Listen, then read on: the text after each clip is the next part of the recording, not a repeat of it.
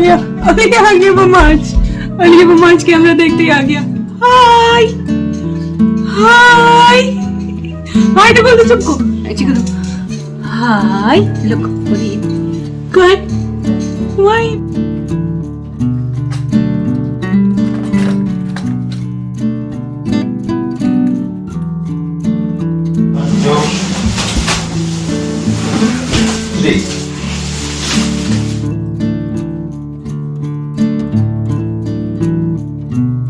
Smile.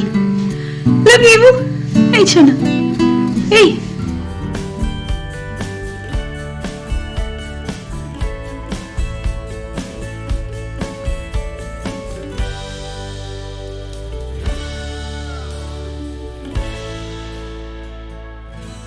Hi everyone, Namaskar, Salam, Sat Sri Akal. Welcome back to Deeps All in One channel.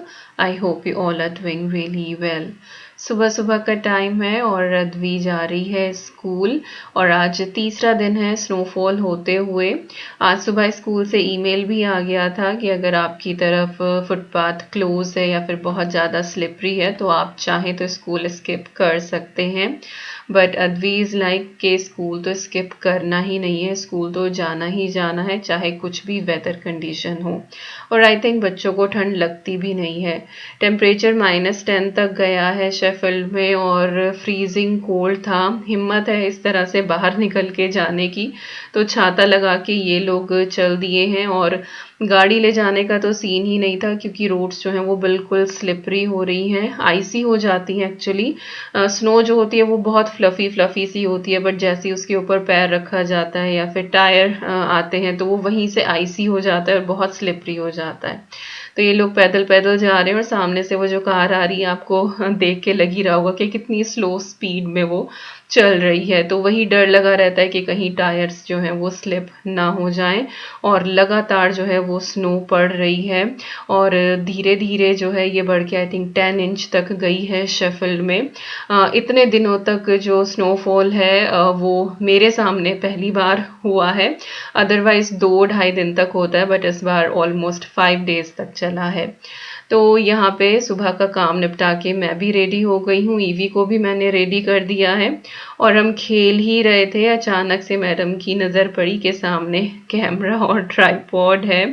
तो आजकल बहुत परेशान करती है, बड़ा ट्राइपॉड तो मैं निकाल ही नहीं पाती हूँ क्योंकि वो फ्लोर पे रखना होता है तो ये आके हिला देती है। कई बार बहुत सारी क्लिप्स जो हैं वो ख़राब भी हो जाती हैं। तो छोटा सा ही एक ट्राइपॉड है वही मैं यूज़ करती हूँ और मोस्टली मोबाइल कैमरा से ही मैं रिकॉर्ड करती हूँ आजकल क्योंकि बड़े कैमरा के साथ भी मैं रिस्क नहीं ले सकती। और थोड़ी सी बड़ी हो जाए तब मैं अपना कैमरा निकालूंगी, आजकल तो मोबाइल से ही काम चला रही हूँ और काफ़ी हैंडी भी रहता है एक्चुअली मोबाइल से रिकॉर्ड करना और क्वालिटी भी अच्छी है। फाइल साइज़ कम रहता है तो एडिटिंग भी आसानी से हो जाती है। तो मैडम मानी ही नहीं बिल्कुल भी और इनको ट्राइपॉड चाहिए था और ट्राइपॉड लेके बैठी है और एक-एक चीज़ जो है वो छू कर देख रही है कि कहाँ से ट्विस्ट कर सकती है। तो घर में एक और नया ब्लॉगर तैयार होने लग रहा है। मेरा चैनल जो है वो ईवी ही टेक ओवर कर लेगी। वैसे भी ईवी की ज़्यादा ही डिमांड रहती है चैनल पे कि ईवी को ज़रूर दिखाया करो तो बहुत जल्दी जो है वो ईवी ही ईवी दिखेगी। तो ईवी फ़िलहाल खेल रही है, उसको मैंने उसके टॉयज़ दे दिए हैं और ट्राइपॉड तो ख़ैर मैं लेकर आ गई हूँ, कैमरा सेट कर दिया है और टीवी चला दिया है उसके लिए तो वो थोड़ा बहुत देखती रहेगी, खेलती रहेगी और न जाने कितनी बार वो किचन में आएगी। तो ऐसे ही मंडराती रहती है मेरे आस-पास जब मैं किचन में काम करती हूँ। तो आज का जो मेरा काम था वो ड्रॉर्स को ऑर्गेनाइज़ करने का। मैं महीने 2 महीने में ड्रॉर्स को अच्छे से क्लीन कर ही देती हूँ। बट वही है कि अकेले मैं तो यूज़ करती नहीं हूँ किचन को, सभी लोग यूज़ करते हैं तो कुछ दिन बाद चीज़ें जो हैं वो इधर की उधर हो जाती हैं और कई बार ढूँढने से कोई चीज़ मिलती भी नहीं। अब जैसे ही मैंने ये कटलरी ऑर्गेनाइज़र हटाया इसके नीचे से मैनुअल मिला, तो चीज़ें रख देते हैं वो इधर-उधर सरक जाती हैं और टाइम पर फिर मिलती नहीं। तो टाइमली हमें चीज़ें ऑर्गेनाइज़, डीक्लटर और क्लीन करनी बहुत ज़रूरी है। और ये जो टास्क होते हैं ना, ये हार्डली 10 मिनट्स लेते हैं। तो ये जो 10 मिनट्स टास्क है ना, ये एवरी डे आप घर के किसी भी कोने को पकड़ के निपटा लें कि चलो आज अलमारी थोड़ी सी सही कर दे, अलमारी का एक पार्ट थोड़ा सा सही कर दे, आज सोफ़ा डीप क्लीन कर ले, आज ड्रॉर्स ऑर्गेनाइज कर दें, आज किचन की कोई सी एक कैबिनेट ले ले।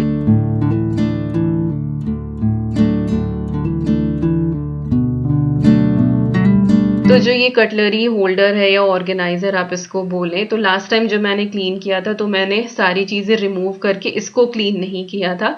तो आज मैंने इसको भी अच्छे से क्लीन कर दिया है, क्योंकि थोड़े बहुत क्रम्स जो हैं वो गिर ही जाते हैं। और इसके बाद जो चीज़ें हैं वो मैंने दोबारा इसके अंदर प्लेस करनी शुरू करी हैं। हमेशा इस टाइम पे मैं देख भी लेती हूँ कि ये चीज़ कितने टाइम से मैं इस्तेमाल नहीं कर रही हूँ, जैसे कि कोई चमचा हो गया या कोई लेडल हो गई या फिर स्पून्स हो गई, तो फिर मैं उनको डीक्लटर भी कर देती हूँ। और जैसे कि स्पून 2 साइज़ की है, तो एक साइज़ की एक तरफ को मैंने फेस कर दिया है, दूसरे साइज़ की जो है उसका दूसरी तरफ को कर दिया, तो अपोजिट डायरेक्शन में मैं उनको करती हूँ, तो वो मिक्स मैच नहीं होती। सेम आप यहाँ पे फॉक के साथ देख सकते हैं। स्पून्स जो है वो मेरे पास 4 साइज़ की हैं, तो वो मैंने 2 जगह पर रखी हैं। और एक और ये मेरा ऑर्गेनाइज़र है, ये सेकंड ड्रॉअर में रहता है, जिसमें मैं अपने वुडन स्पून्स वगैरह रखती हूँ, और इसको भी मैंने अच्छे से ऑर्गेनाइज़ कर दिया। और इसमें रैंडम स्टफ़ थोड़ा सा रहता है, जैसे कि आइसक्रीम स्कूप वगैरह है। और ये है डिटैचेबल हैंडल, ये टीफाल के हैं, मेरे पास टीफाल का एक सेट है, ये उसी के साथ आए थे। तो कई बार क्वेरी आ जाती है कि दीपिका आपके पास ये डिटैचेबल हैंडल्स जो हैं ये आपने कहाँ से लिए हैं, तो ये उसी सेट के साथ आए थे, and I am not sure कि ये अलग से अवेलेबल हैं या नहीं। और ये है फ्रूट पिक्स, जो मैं अद्वी के लंच बॉक्स में उसको देती हूँ, इसके लिए भी काफ़ी क्वेरी आती है। अमेज़न से मैंने लिए थे, मैं कोशिश करूँगी कि लिंक डाल दूँ डिस्क्रिप्शन बॉक्स में। इसके बाद मैंने यहाँ पे जो है वो एक बास्केट रखी है, जिसमें मैंने बेकिंग से रिलेटेड स्पैचुला सिलिकॉन की वो रखी हैं, और बेलन रख दिया है, साथ ही मेजरिंग कप्स मैंने रखे हैं। हालांकि लास्ट में ऑर्गेनाइज करते हुए चीज़ें जो हैं वो थोड़ी बहुत इधर की उधर हुई हैं, तो फाइनल टूर में मैं आपको दिखा ही दूंगी। ये 2 छोटी छोटी बास्केट है, एक में ईवी के फोक एंड स्पून मैंने रखे हैं, और जो दूसरी बास्केट है उसमें रैंडम सा स्टफ, जैसे कि टी स्ट्रेनर, जो पोटली में छोले उबालते हुए खड़े मसाले डाल के रखती हूँ, तो बेसिकली वही है। यहाँ पर है सिलिकॉन लिड्स, और साथ ही ये जिपलॉक बैग आइकिया वाला, ये मैंने सेकंड ड्रॉअर में रख दिया है। और साथ ही ये है पराठा प्रेसर, और एक ये मैशर, ये एवरीडे यूज़ होती ही हैं चीज़ें। तो इस तरह से फाइनली मैंने अपना जो पूरा ड्रॉअर है वो ऑर्गेनाइज़ किया है। थोड़ा सा टूर दे देती हूँ।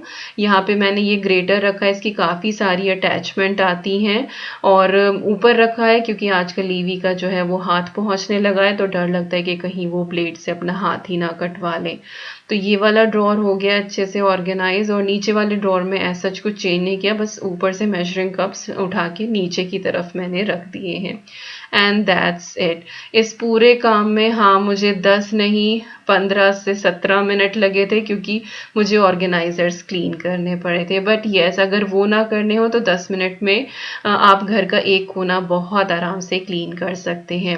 और बर्फी चौधरी जो है हमारी, वो स्नो में इस तरह से डूब गई हैं कि उनका पता ही नहीं चल रहा है कि सर कहाँ है और पेट कहाँ है उनका। और जो अद्वी ने क्राउन भी बनाया था तो वो भी सब निकल गया। और स्नोफॉल जो है वो हैवी होने लगी थी, रेड वार्निंग्स हो गई थी शेफील्ड में कि स्नो स्टॉर्म के चांसेस हैं। और इसी दौरान स्कूल से भी ईमेल आ गया था कि अगर आप अपने बच्चे को स्कूल से जल्दी पिक करना चाहते हैं तो आप पिक कर सकते हैं। तो मैंने एवरी बिट यहाँ पे रिकॉर्ड करने की कोशिश करी है ताकि आपको ये स्नो का व्यू मैं दे सकूँ। बहुत से ऐसे लोग हैं जो नहीं देख पाते, उनके एरिया में नहीं होता है, तो उनको ये सारी चीज़ें देखकर बहुत अच्छा लगता है, एंड आई होप आपको अच्छा लग रहा होगा।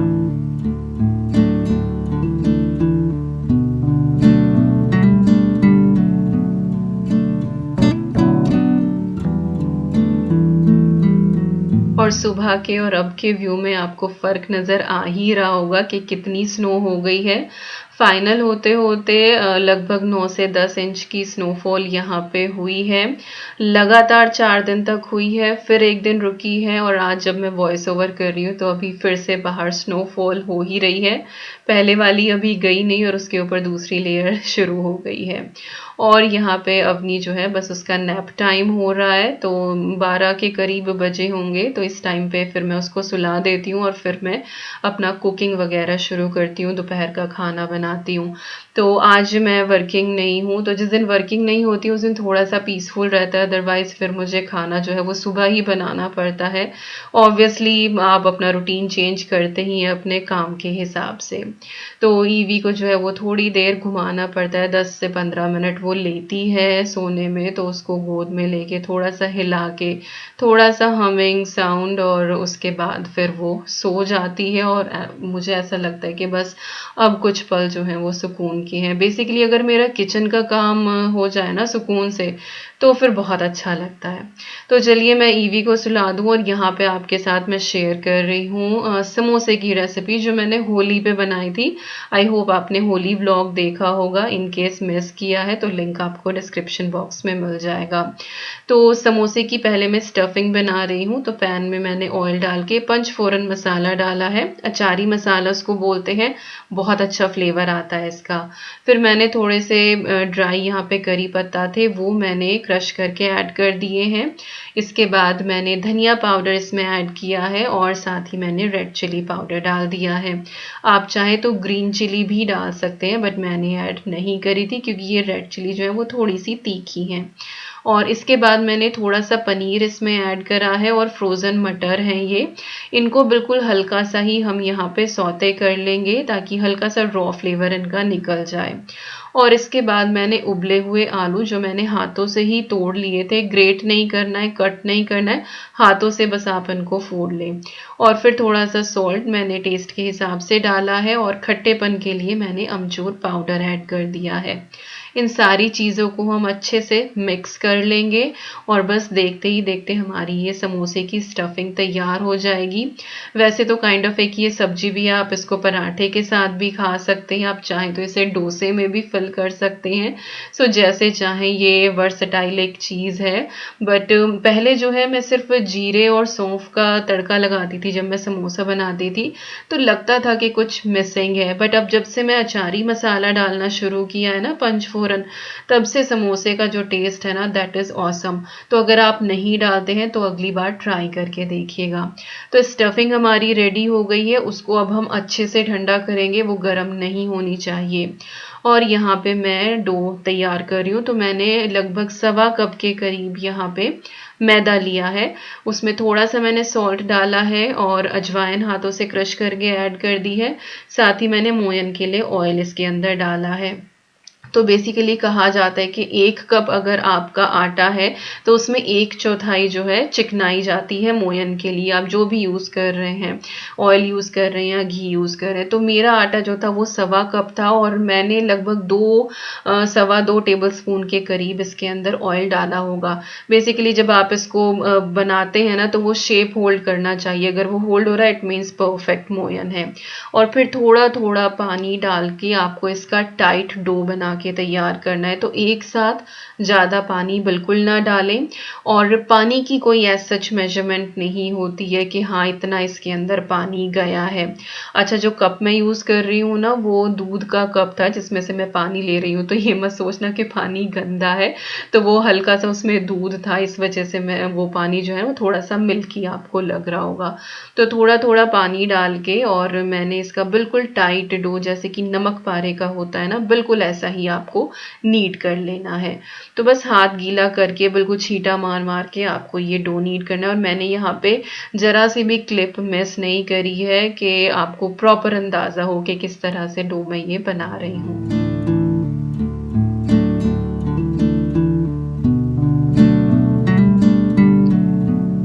तो यहाँ पे डो जो है हमारा लगभग आधे घंटे से रेस्ट कर रहा था, और उधर स्टफिंग भी हमारी अच्छे से ठंडी हो गई है। और अब हम इसके समोसे बनाने शुरू करेंगे। तो मैं जो है वो थोड़े छोटे साइज़ के समोसे बना रही हूँ, क्योंकि मैं इनको डीप फ्राई नहीं करने वाली हूँ, मैं इनको बेक करने वाली हूँ। और कंपैरिजन टू डीप फ्राइड ये वाले मुझे ज़्यादा टेस्टी लगे, लेकिन ये आपको थोड़े से थिन बेलने पड़ते हैं। जब आप फ्राई करते हैं तो आप थोड़े से मोटे भी बेल सकते हैं। तो वैसे वाले भी मैंने आपके साथ शेयर करे हैं जब मैंने डीप फ्राई किए थे। आई थिंक मैंने छोटी दिवाली का जब व्लॉग डाला था उसमें शेयर करे थे काफ़ी साल पहले, नॉट दिस वन। तो मैं उसका भी लिंक डाल दूंगी, इन केस आप चाहे तो उसको भी चेक कर सकते हैं। तो ये मिनी साइज़ के मैं समोसे बना रही हूँ, नॉट सो मिनी बट हाँ मीडियम साइज़ के। तो छोटी छोटी मैंने यहाँ पे लोइयाँ तोड़ ली हैं और उसके बाद फिर मैंने उसको फ्लैट करके और बिल्कुल थिन बेल लिया है।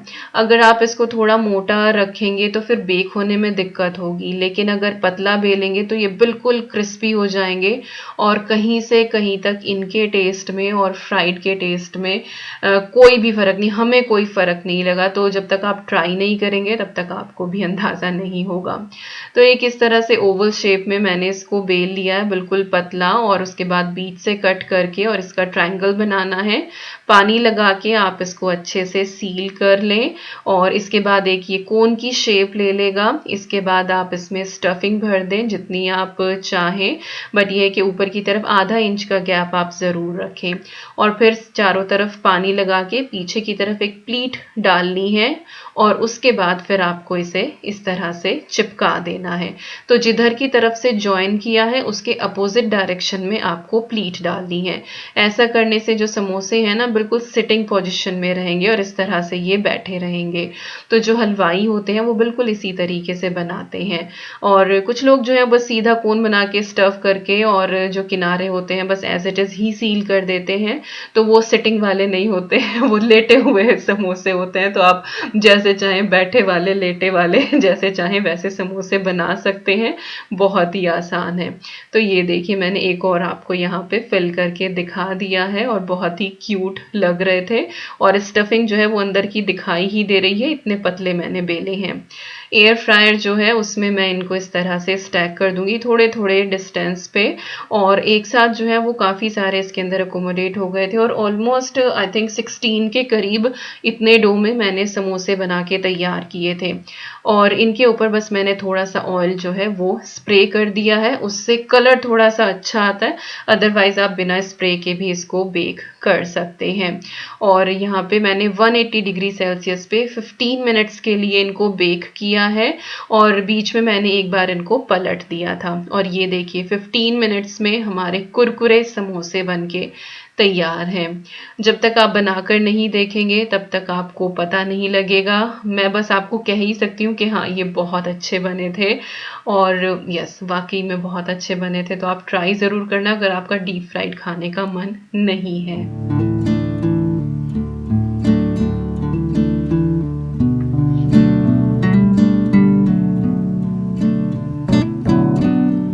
तो आप चाहें तो इनकी समोसा चाट भी बना सकते हैं। मैंने बस इनको ग्रीन तीखी चटनी और रेड वाली मीठी चटनी के साथ सर्व किया है।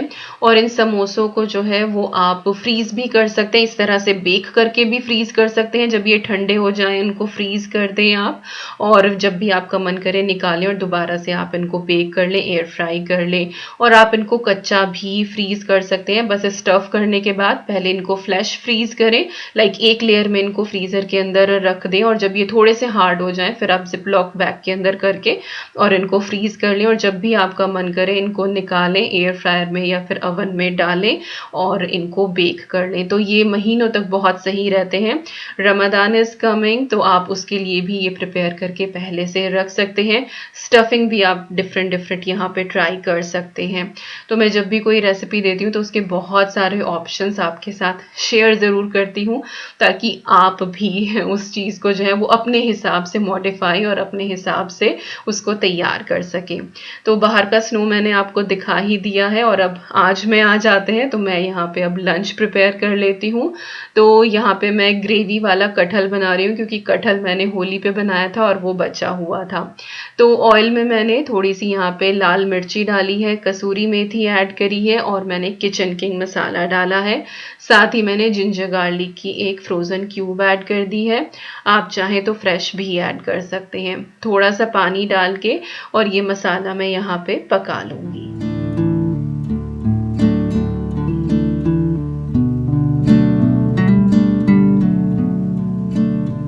तो तो मसाला हमारा बहुत अच्छे से पक गया है, ऑयल बिल्कुल सेपरेट हो गया है। इस पॉइंट पे मैं यहाँ पे ऐड कर रही हूँ इसमें दही, 2.5 टेबलस्पून के करीब होगी, और मैंने इसको अच्छे से विस्क कर लिया था और ये रूम टेम्परेचर पे है। इसको हम लगातार चलाते रहेंगे और इससे भी ऑयल बिल्कुल सेपरेट हो जाएगा और बहुत ही अच्छा हमारा दही मसाला तैयार होगा। इसके बाद जो कटहल है वो मैंने इसके अंदर ऐड कर दिया है। It is carry forward. कटहल मैंने कैसे बनाया था वो भी आपको होली व्लॉग में देखने को मिलेगा, तो वो वीडियो आप देख लेना इन केस आपने मिस करी हो तो। और फिर हिसाब से मैंने इसमें पानी डाल दिया है और सारी ही चीज़ें कुकड है, मसाला ऑलरेडी हो ही गया था, तो बस थोड़ा सा बॉयल ही लगाना है कि पानी का कच्चापन निकल जाए। और पानी के ही हिसाब का मैंने यहाँ पे थोड़ा सा सॉल्ट ऐड कर दिया है। तो इसको बस 5-1 मिनट सिम फ्लेम पे मैं पकने दूंगी ताकि थोड़ा सा जो जिंजर गार्लिक का फ्लेवर है वो आ जाए कटहल के अंदर, क्योंकि उस दिन मैंने नहीं ऐड करा था। और बस यहाँ पे हमारा ग्रेवी वाला जो कटहल है वो रेडी है। बाकी आप अगर तुरंत के तुरंत ग्रेवी वाला बना रहे हैं तो जब मैंने कुक्ड डाला है कटहल उस टाइम पे आप रॉ कटहल ऐड कर दें, बिल्कुल यही प्रोसेस है। पर यह है कि मसाले में फिर आप हल्दी और बाकी के जो धनिया पाउडर वगैरह है वो भी ऐड कर लें। तो कटहल हमारा रेडी हो गया है और मैं आज इसको चावल के साथ सर्व कर रही हूँ। और चम्मच से इसको ना खाएं, इसका जो स्वाद है वो हाथ से खाने में ही आता है। रेयरली ही हम लोग इस तरह से हाथ से कुछ खाते हैं। तो ग्रेवी वाला कटहल वो एक सब्जी है जिसको हम हाथ से खाना पसंद करते हैं जब राइस के साथ खा रहे हो तो खिचड़ी और कटहल यही। अद्वी को हमने 2 बजे के करीब स्कूल से पिक कर लिया था। ईवी मैडम अभी भी हमारी सो रही हैं लकीली, और हम सबका लंच जो है वो हो चुका है। और अद्वी को काफ़ी ठंड लग रही थी तो वो लेटी हुई है, मैं उसके पैर हल्के से मसाज ही कर रही हूँ। और मैंने और अद्वी ने देखी है यहाँ पे एक ये सीरीज़ MH370 मलेशियन एयरलाइन का एक एरोप्लेन था जो मिस हो गया था। आई थिंक 2014 की बात है, काफ़ी न्यूज़ में रहा था, तो उसकी डॉक्यूमेंट्री आई थी तो वही हम देख रहे थे। और यहाँ पे साहब जो है वो अद्वी को जब स्कूल से लाए थे तो इस बार वो ड्राइव करके गए थे क्योंकि मीटिंग थी उनकी और क्विकली ही उनको जाके अद्वी को पिक करना था। लेकिन ड्राइव वे पे आते हुए गाड़ी जो है वो स्लिप कर रही थी और वो चढ़ नहीं रही थी। इनको 10 मिनट के करीब लग गया था क्योंकि टायर्स के अंदर स्नो स्टक हो गई थी। तो यहाँ पे एक्चुअली इतनी स्नोफॉल होती नहीं है कि जैसे कनाडा में तो ये मान के चलो कि 3-4 महीने स्नो हटती ही नहीं है, तो यहाँ पे ओकेजनली होती है। तो स्नो टायर्स वाला कोई ऑप्शन ही नहीं है। तो विकास पानी डाल के टायर्स जो है वो क्लीन कर रहे हैं। और सामने ये परिंदे थे जिनको देख के मेरा दिल बैठा जा रहा था कि इतनी ठंड में ये कैसे सरवाइव कर रहे होंगे। बट आई थिंक ये विंटर वाले ही हैं तभी इस तरह से बाहर बैठे हैं, नहीं तो अपने घोंसलों में पहुंच ही जाते। तो मैं बार बार उन्हें ही देखे जा रही थी और साहब जो हैं वो स्नो में अपनी गाड़ी क्लीन करने में लगे पड़े हैं। और आज ही डिलीवरी आई है हमारे एक लगेज बैग की। अभी हॉलीडेज़ होने वाली हैं, ईस्टर की 2 हफ्ते की छुट्टी रहेंगी, तो हम लोग कहीं जाने का सोच रहे हैं। हमारे सारे लगेज बैग जो है वो बहुत पुराने हैं, 2011 में जब हम लोग आए थे तब के ही हैं।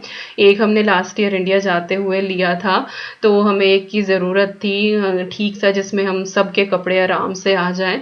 तो ये एक हमारा बैग आ गया है और अच्छा खासा मजबूत है। आई थिंक ये आर्गोस से साहब ने ऑर्डर किया था, आई एम नॉट श्योर। और यहाँ पे ईवी रानी हमारी उठ के आ गई हैं और आते ही सबसे पहले वो अपने फेवरेट प्लेस पे बैठी है और बाहर स्नोफॉल का मज़ा ले रही है। तो यहीं बैठी रहती है और उसको मैंने ड्रॉअर क्लीन करे थे ना, तो उसको एक ये प्लास्टिक की बिट मिल गई थी, तो बस यही पकड़ के और खेल रही है और बाहर स्नो देख रही है। तो यहीं बैठी रहती है आजकल, बड़ा मज़ा आता है इसको।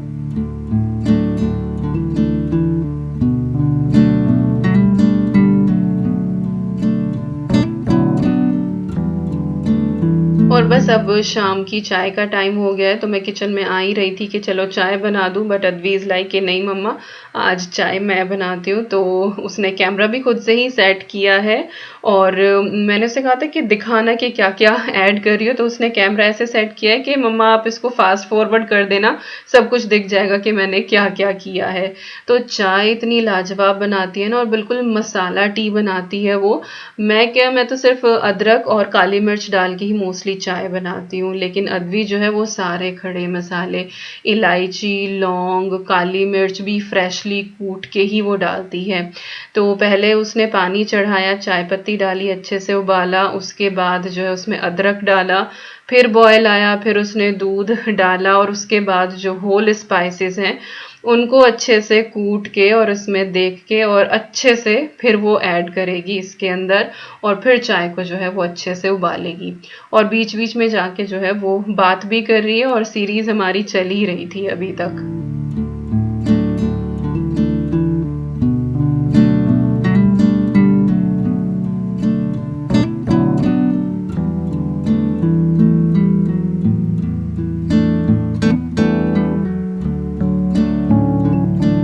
और चाय में हम लोग ब्राउन शुगर ही लेते हैं, मोस्टली ब्राउन शुगर ही यूज़ होती है, तो वो ख़त्म हो रही थी, तो फिर वो वाइट शुगर लाई निकाल के, और चाय हो गई है तैयार। रंग देखिए क्या लाजवाब रंग आया है। और बस बेटियों का यही सुकून है, आई थिंक बेटों का भी सुकून है, इतनी चीज़ें तो आनी ही चाहिए सबको। तो अच्छा लगता है जब इस तरह से बैठ के गर्मा गर्म चाय आपके पास आ जाए, जब आप सुबह से काम में लगे हों, और जब इतना ठंडा ठंडा मौसम हो।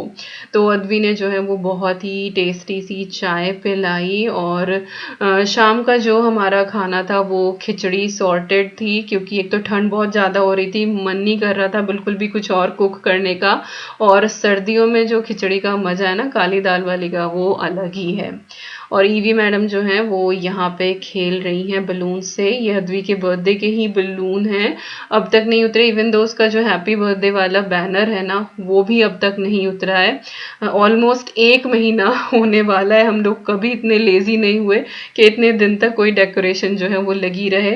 बट दिन शुरू होता है और ख़त्म हो जाता है, पता ही नहीं लगता कि कहाँ चला गया। और बस वही है कि टू डू लिस्ट में एक दिन मुझे ये लिखना पड़ेगा कि ये डेकोरेशन उतारनी है। आई थिंक ये उसी दिन उतरेगा, और वही चीज़ मैं भूल रही हूँ, बाकी सारी चीज़ें लिख लेती हूँ। तो यस, यही थी आज की वीडियो। आई होप आपको समोसे की रेसिपी अच्छी लगी होगी, ग्रेवी वाला कटहल अच्छा लगा होगा और आप ट्राई करेंगे। मिलती हूँ आपसे नेक्स्ट व्लॉग में। Till then you guys take care, and I am sending lots and lots and lots of love to you all. Thank you so much for watching. Take care and bye bye.